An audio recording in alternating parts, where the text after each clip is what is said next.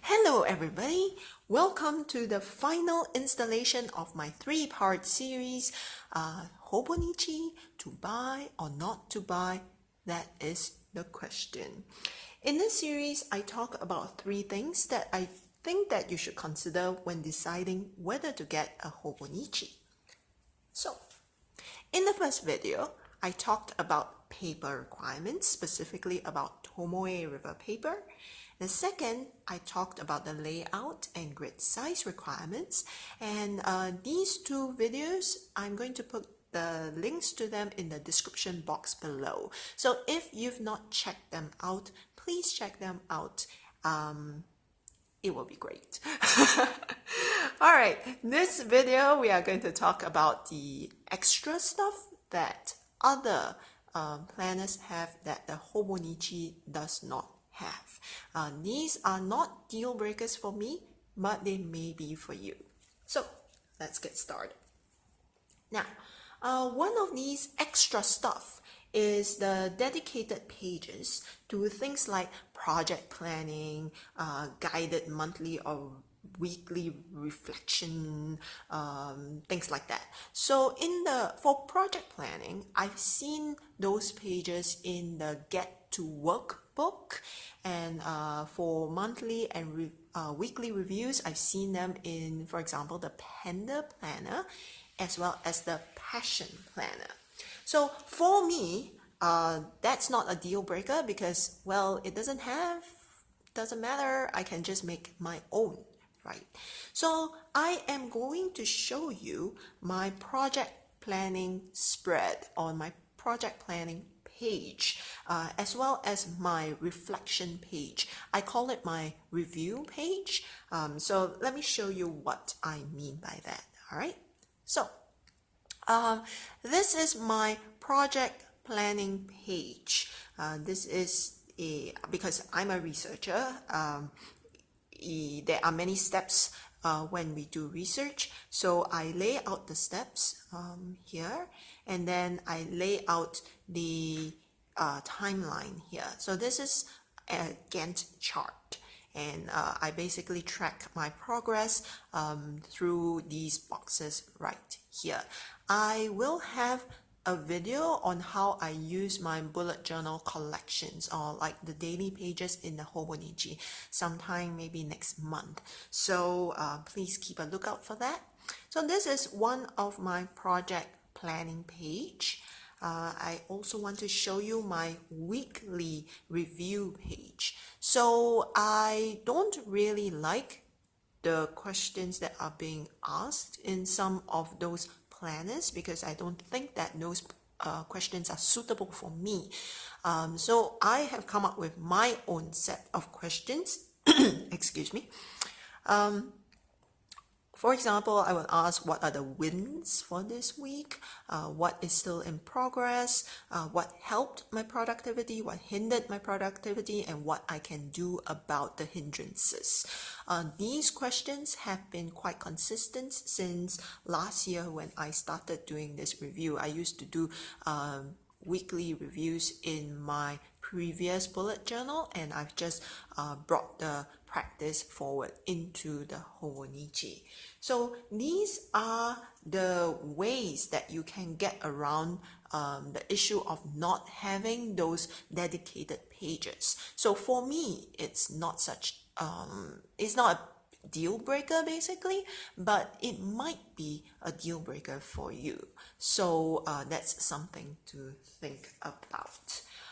The second thing about the Hobonichi is that it does not have so many extra memo pages. I write constantly in my Hobonichi, and I am upset that I'm running out of space. So the Hobonichi gives you a measly, and I call it a measly 4 pages for memo. So 1, 2, 3, 4. Only 4 pages in the exact version, but in the full year, I think it is 8 pages of memos. For me, that is not enough. but I have gotten around it by using what I call the bullet journal sidekick. This is my Leuchtturm. It is in the field notes, I believe. This is the field notes size, and I carry it everywhere. I carry the Hobonichi. Sometimes I even bring out my Leuchtturm without my Hobonichi because it is so small and so portable. How do I decide which kind of information goes where? I intend to, what you call it? Okay, let me rephrase that. The Hobonichi, I use it more like planning, but I intend to keep it as for life, for the rest of my life, basically. It is for memory keeping. Whereas the Leuchtturm are, I write notes in it that I think that I could throw away and not be too upset with that. So this is how I decide what kind of information goes where. Information that I want to keep long term, at least within the year, I put it here. Information that is very short term, I put it here. Sometimes I mix it up, so I'm not very consistent. So sometimes I mix it up, and when I mix it up, what I do basically is I go to the Leuchtturm and copy the information over into the Hobonichi, which is a pain, yes, but that's how I can deal with the issue of not having so many memo pages. And of course, I understand that if you add more pages, it's going to bulk up. So that's not a big complaint. It's just a a tiny complaint. So if you find yourself running out of space constantly in your planners, then maybe the Hobonichi might not be suitable for you. So yeah, it depends on your daily needs. Finally, there are no tabs. As you can see, there are no tabs, and there are no bookmarks if you just buy the Hobonichi by itself without the cover. If you get the cover, then the cover will come with 2 bookmarks on the side. But I decided not to get the cover because of portability issue, and also it's very expensive. So how I have gotten around that is I put these tabs. Okay, so I'm gonna open it. Oops. Okay. So these are basically sticky notes that I place on my current weekly spread, as well as the next available page. So that's how I get around not having the tabs and the bookmarks. For me, it's not a big issue. It's very easily rectifiable, but it might be an issue for you. So if that is the case, I would say to get a cover with the bookmarks. Or I used to do this, but I don't do it anymore because it kept falling out.